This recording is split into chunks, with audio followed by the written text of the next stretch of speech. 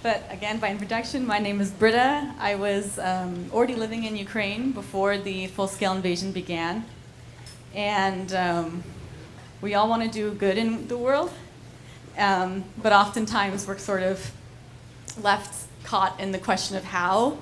And when you just find that you're luckily in a position amongst those who are being affected by, it's their lived experience, all of a sudden those questions go away. And they're just yelling at you the answers, and it's just up to you to empower what they're doing. I want to start with a question, and so please, this is a no judgment zone, but I'm going to ask a question, and please raise your hand if the answer is yes for you.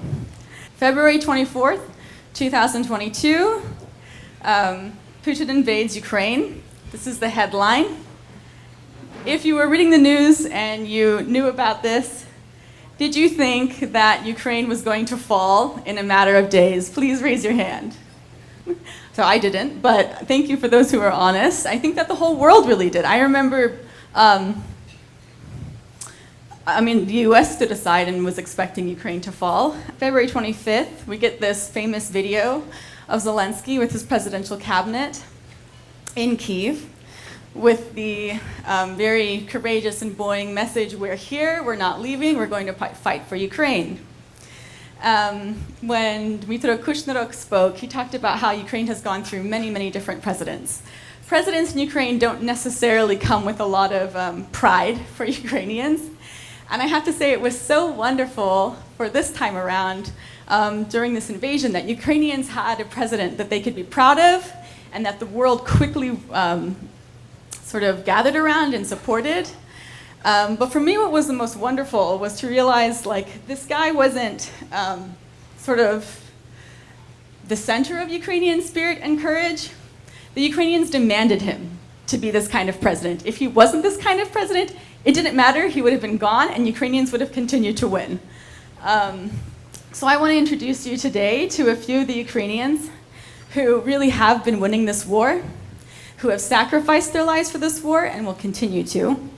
And I want to start with this quote from Dr. Sasha Dovzhik. She is a very young and bright Ukrainian literary professor.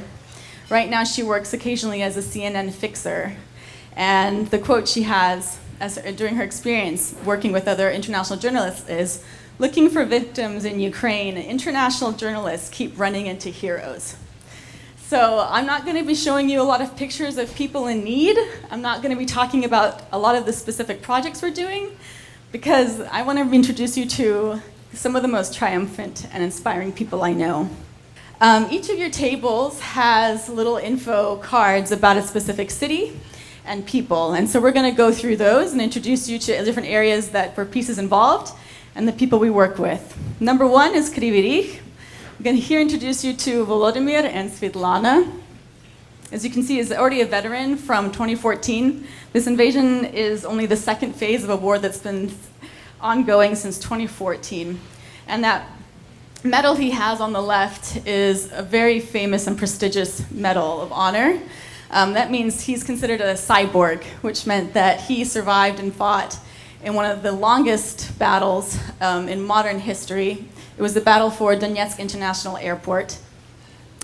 And he has worked as a policeman, as an international cargo driver, and after he left service as a volunteer from 2014 and 2016, after he finished the service then, he started taking up photography as his self-therapy from his experiences in that stage of the war.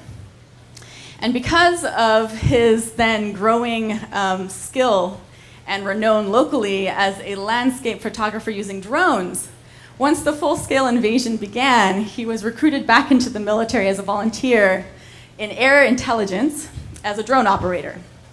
So that's the kind of reality of what soldiers are, what it means to be a soldier in the Ukrainian army. This guy is air intelligence drone because he was a hobby photographer. Svetlana, his wife, never finished college. She worked at a cell phone store. Vova is personally responsible, with his troop of 20 other people, of ensuring that the Russian occupiers didn't move past this area into the next region of Ukraine, the Dnipropetrovsk Oblast. He was with his drone, constantly flying over, trying to find where Russian soldiers were making an advance, and pinpointed where they were, and that was when they bravely went up and fought them.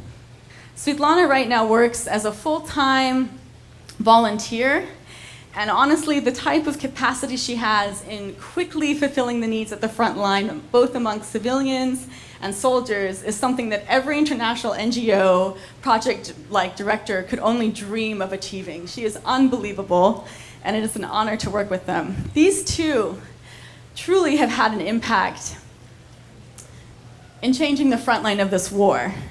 And they're just ordinary Ukrainians. You can't imagine the kind of impact that ordinary Ukrainians every day are having in the headlines that you read as international news.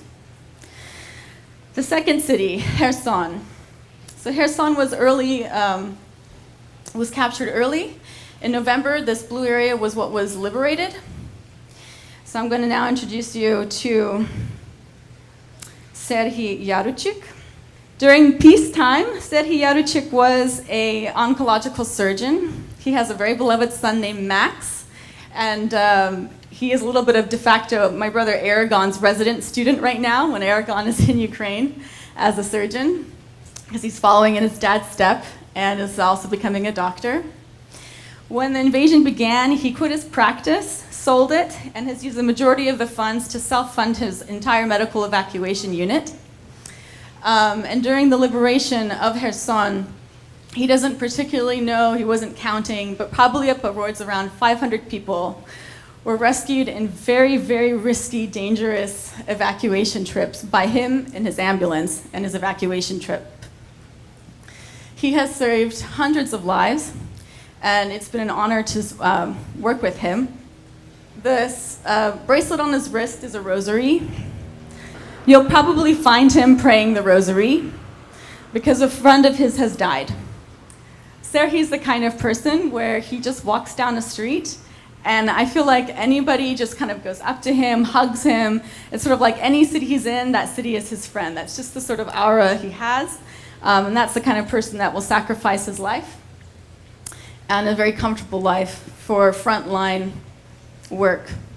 Natalia Frolova, during peacetime, is a university librarian. The second that the invasion began, she started optimizing local networks with knowing the bus drivers that were driving students occasionally off into Poland. And that's how I met Natalia. We started working. She decided that she wanted to start taking responsibility for medical aid in the city for those who were evacuating out from these advancing battles in the south, and then supporting soldiers and giving them their tactical first aid kits while they went to the front lines. And so that's how we met her. She told me to go to a bus stop, meet a bus driver, and get that guy some hemostatic bandages that then were brought right to the front line. That was about week 2, week 3 of the war. She has continued to advocate for the needs of both internally displaced persons coming from Mariupol, from the south, and then also from the east. So Natalia Guz is a native of Mariupol. Her sister, she lost contact with her sister very early in the war. Every day she writes her sister a poem to her cell phone, hoping that when her sister ever turns that phone on again, if she does, that there will only be beautiful things on that phone. She managed to evacuate out of Mariupol. I met her in Poland, and at that point she was still looking to know if her daughter and her son-in-law and their 3 children had survived. We did manage to find them. They had successfully evacuated into Germany, and so then we helped Natalia reunite with her daughter in Germany. She now works as a nanny, and with the little money that she makes, she saves about 1/4 every month and donates to some cause in Ukraine still. Something that really struck me with Natalia when she lived with me for a few weeks while we were trying to relocate her to live with her daughter was the resolve and dignity that she kept with her while her entire life was destroyed. She, if you watched any news at the time covering Mariupol, she pointed at it and said, "That's where my house used to be, it's gone." Her entire life savings, everything she'd ever saved was gone. And she had a little habit of, she said that she had like a collection of napkins from any restaurant she had gone to when she was traveling internationally. And so I just remember when she started, just quickly, she said, I have to start my new collection. So we'd go to different restaurants in Poland, and she'd start making her new collection of napkins. But to hold that much grief and sorrow and still have an ability to smile and laugh and choose life was unbelievable. During peacetime, Olga Gordienko, as you can see, is a dog fanatic. She loves show. She's a showwoman with her dogs. She has Neapolitan Mastiffs, particularly, as her pride dog that she likes to train. And you would not know from her social media that all she does these days is go into areas that have been hit and shelled and try to make sure that there isn't some disabled baba or grandfather who has been forgotten and is stuck in a home, because still her Facebook is still just full of dogs. So there's just these quiet heroes all throughout Ukraine who are doing things every day for those around them. And with Olga, we have ensured that these people who are too bedridden to really evacuate these areas, that they are accounted for, that they have food, and that they are warm for the winter. For Sumy, I want to talk about Andriy Domontovich. Andriy was a happily retired man in his late 50s. He had served in the military his whole life. When the invasion began, he immediately went back into service that day. His daughter was living in an area of Kyiv called Bucha. You might have heard of it. It was one of the first areas after liberation that we learned about the extent of Russian crimes. She luckily was able to escape early on in the occupation with her children and their dog.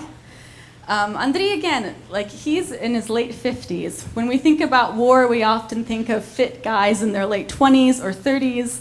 This war is being won by boys who are barely men and by men who should be happily living out their entire retirement. They have bravely come back to defend their children and their wives and other Ukrainians at great risk.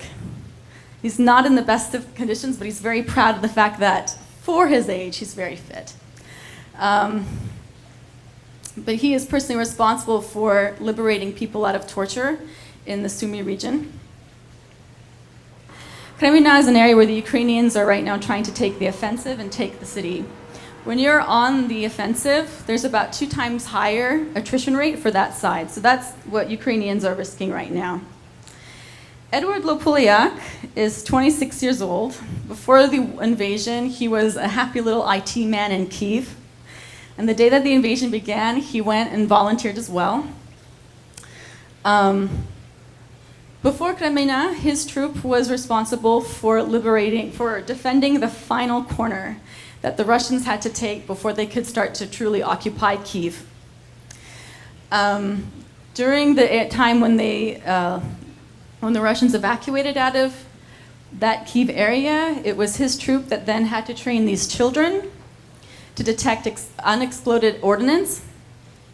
And he told me, you don't understand the eyes of these children. They're not the eyes of children anymore. The way that they listen when you talk to them about war, it's because they understand it personally.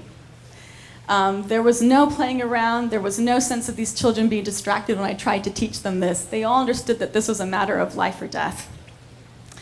And Edek right now is still is in an experience of life or death every day in Kremina on the front line. Kyiv is the capital of Ukraine. Here I wanted to talk about a woman named Tatiana Guts. Tatiana is originally from this area of Donetsk that has been essentially occupied since 2014. It's been under separatist power. In 2014, when the separatists took over the city, she refused to put a Russian flag over her school. She was a school director. And for that, she was brought to a prison and was psychologically tortured and nearly physically tortured. They would line her up against a wall and they would shoot around her body. She was luckily able to be freed on a very high payment. And since then, she left with her son and restarted her entire life in Kyiv. She went into the restaurant business, and with her contacts in the food industry, once the invasion began, she very quickly started creating hot food collection centers for those that were quickly running away from what was now a front line of a war.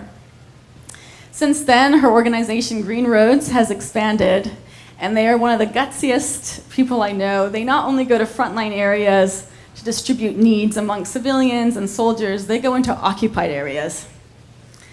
I should mention that her son is the European MMA champion, which shouldn't be very surprising, and he won those championships this past year during this time. This is a shelter in Zaporizhzhia city that houses people from occupied areas. These two girls, Nadia and Tatiana, do not have their parents with them. They are still in occupied areas. This man, Igor, left an occupied area of Zaporizhzhia called Stepnohirsk. And these are the rest of the children who live in this sports college all together. Some of the parents are fighting in the war, some of them are living in this shelter with them, and some are not with them. When I asked them, do you need anything? What are the, please tell me, we want to help. This guy in the middle just laughed. Igor just laughed and said, I just want to go home, so please let your President Biden know to bring more rockets and missiles, please. We just want to end this war. This lady, I'm not particularly tall. Olga is shorter than me. She has a little voice like this. And I don't know anyone, she knows every street of Bakhmut. She goes there every single day. She makes sure, here we had given her these potatoes to hand off to areas, and she was telling the reporters, you know, usually for food aid we get a lot of macaroni, we get like dry things, but it's just so nice when people can have potatoes for their soup. So she goes in to provide aid, and then they always guarantee evacuations out. And obviously for a place like Bakhmut, people should not be there anymore. And so we've, with Olga, created a shelter elsewhere in Kramatorsk for families that really fear the unknown. And so they're staying in this area because they just don't know what awaits them outside, and they'd rather stay there. But she risks her life both to keep those people living and then also really beg them to leave and provide them an option when they do. A little bit of an untold story with the final battle of Lysychansk and the evacuation of the Ukrainian soldiers from Lysychansk. But Max and Dima, these two men, were part of the final unit that left Lysychansk. And their job as a medical evacuation unit was to go in hundreds of trips and try to pick up wounded and save them and bring them back to the first stabilization center. These guys in a couple of, they truly made hundreds of trips under constant fire, risking their lives to make sure that they could find, locate, find, and pick, pull out wounded. They themselves were heavily wounded. Max is the one on the left there. He has a permanent limp. At this point, he had been hit by shrapnel. And Dima had suffered several concussions. Because of the adrenaline rush, they kept on going even while they themselves were wounded. Trip in, trip in, trip in, trip out, trip out, trip out.